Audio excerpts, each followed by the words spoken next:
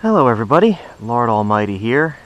Today is Sunday, September 17th, 2017, and today I'm getting back to my roots, and I'm going to show you a presentation that most of you have probably used in your lifetime, and if you haven't, it's a good thing to get started out with when it comes to fishing. I'm going to be fishing with a float, and for bait, I'm going to be using this gulp minnow as kind of a stand-in for live bait.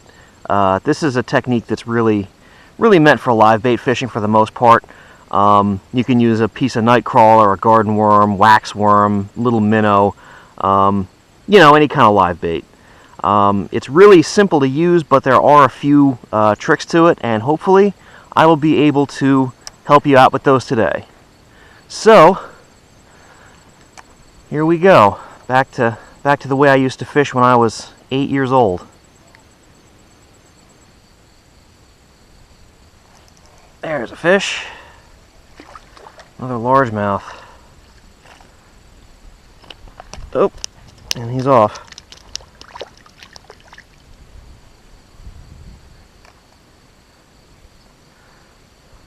I was actually bringing that bait in, causing it to rise up and go near the surface, and then as it was swinging back down under the bobber, that's when he grabbed it. That's a nice little technique to employ when the fish wants something moving. Just pull the bobber a few feet and then let the lure swing back down underneath it. That might be just enough to provoke the fish into striking. There's a fish. Well, he barely nibbled on it.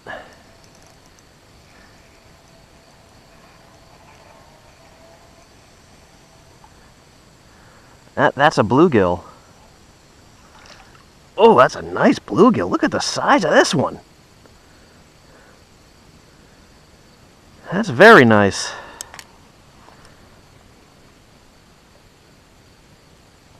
I can barely get my fingers around him.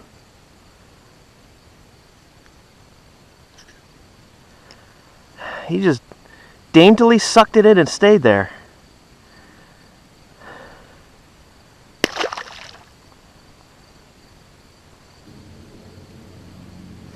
There we go.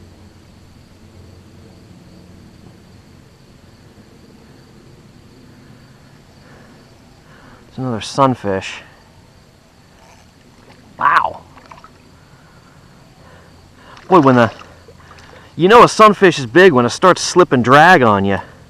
It's another nice bluegill.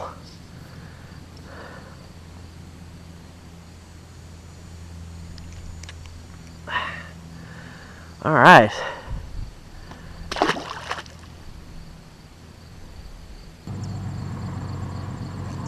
There's a fish. I actually didn't even see that strike. He must have just took it in his mouth and sat on it. That's a pumpkin seed right there.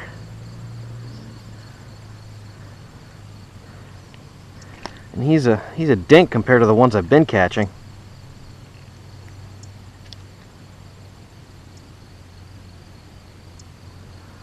There we go. Almost took my minnow away from me.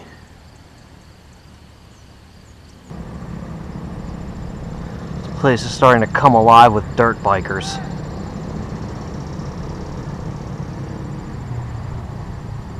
You can hear them buzzing all around like giant cicadas.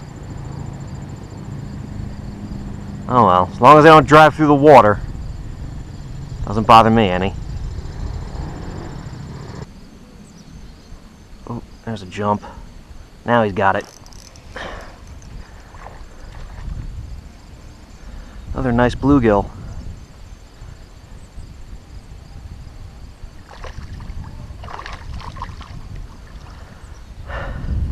Now that bobber made a little jump. But when you first see that bobber jump, you don't want to set the hook right away. Because that just, oh, he was in a hurry to get away.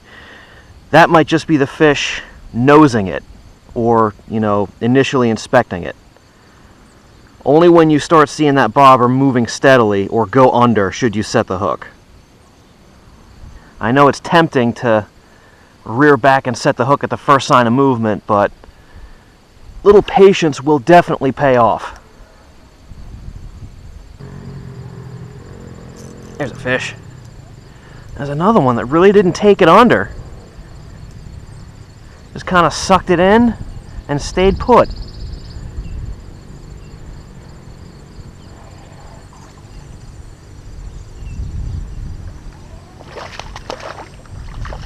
Another nice bluegill. Whew, geez, these things are big.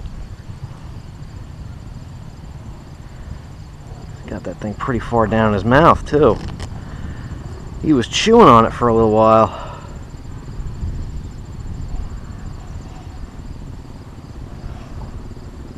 Come on, where are you?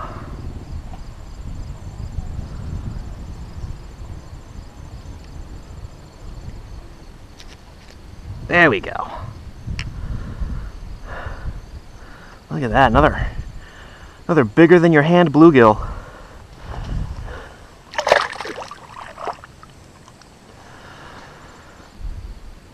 When I see other fishermen using this float technique, the biggest mistake I always see is they got it set up like this, where the bait's only a few inches below the float.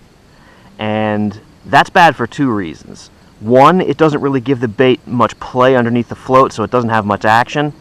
Plus, with it so close to the float, if a fish goes for the bait, it might see the float and get spooked. So ideally, what you're going to want is you're going to want to have the float maybe a foot or 2 feet above the lure. So this way, it gives it some swing underneath the float, and it also keeps the float far enough away from the bait so that it doesn't wind up spooking the fish.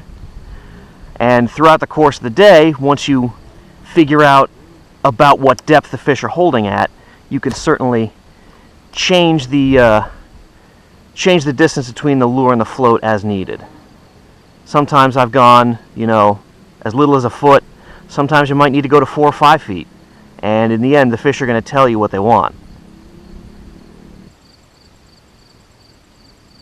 Oh, it's a twitching.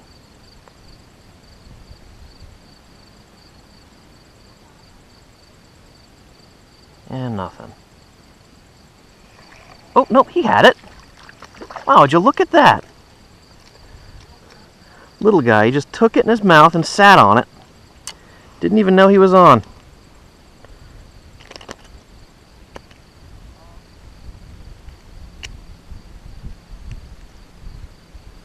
I'll take that if you don't mind.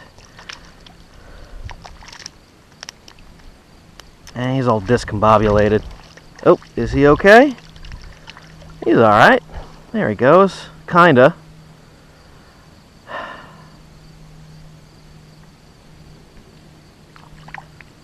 Okay, there he goes. A lot of people think of this kind of fishing as a stationary technique, where you just cast it out and let it sit, and you will catch some fish doing that. But adding motion to the bait is probably going to get you a lot more strikes.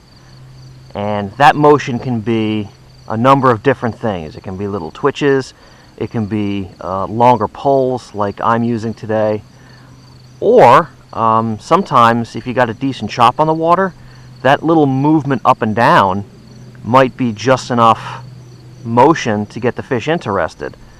If you're familiar with a technique called the float and fly, it's where people suspend hair jigs underneath a bobber at like 7 to 8 feet deep. They'll want to go out on days where there's wind, so that chop on the water causes that jig to move up and down and the hair on that hair jig to pulse. And a lot of times, that's the difference between getting strikes and getting skunked. This particular technique is best if you use a longer rod. I would say at least a 6 foot, probably a 7 would be best. I'm using a 5.5 foot, and I can really feel the limitations. With the longer rod, you're going to get better casting distance, and a lot better hook sets than with a shorter rod like this one. But I don't have like a 6 or 7 foot light action rod, so I just have to make do with what I got. Oh, we got a taker. He's got it.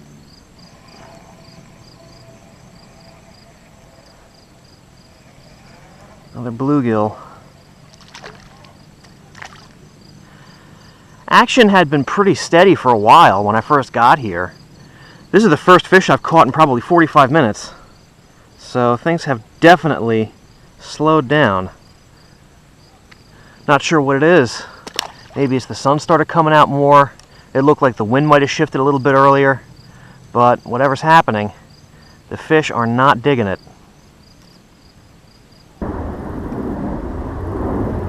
There we go. Oh, this is a dinker. This is a dinker. Look at this one. This thing hatched yesterday.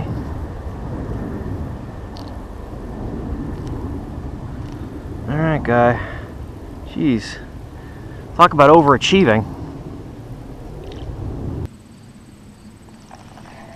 There's a fish.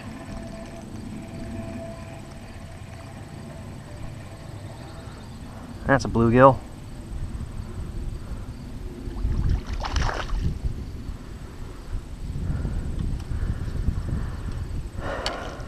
Oh, and he's off. There he goes. Now we're getting into what I was talking about earlier with that wave action. We've got a bit of a chop on the water. And I was just letting that bait sit, moving up and down in that chop. And he wound up hitting it.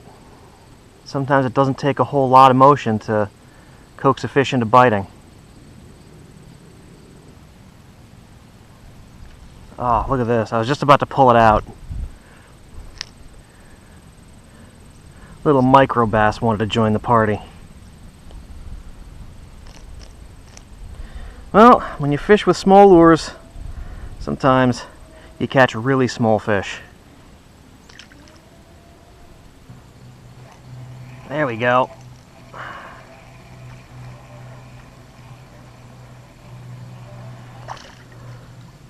Bluegill. There's another one that just kind of chewed on it. Stuck me with his fin too. Little asshole.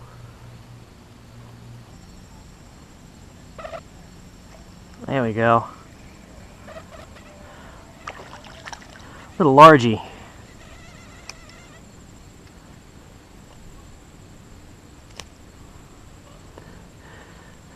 I could see him in this clear water. He swam up to it, looked at it for a couple seconds, and then was like, I'm gonna eat this. So he did, and I caught him. Alright guys, well, the bite has really tapered off, so I think I'm gonna call it a day. But it was a lot of fun. I really do enjoy fishing this technique. Even though it is so simple, there's just something really satisfying about watching that float go under before setting the hook on a fish. So if you're just getting into fishing, or if you want to introduce somebody to fishing, this is really the perfect way to do it. It's a simple technique, and it catches a ton of fish on just about any body of water. So thank you all so much for joining me, and I will see you on the next adventure.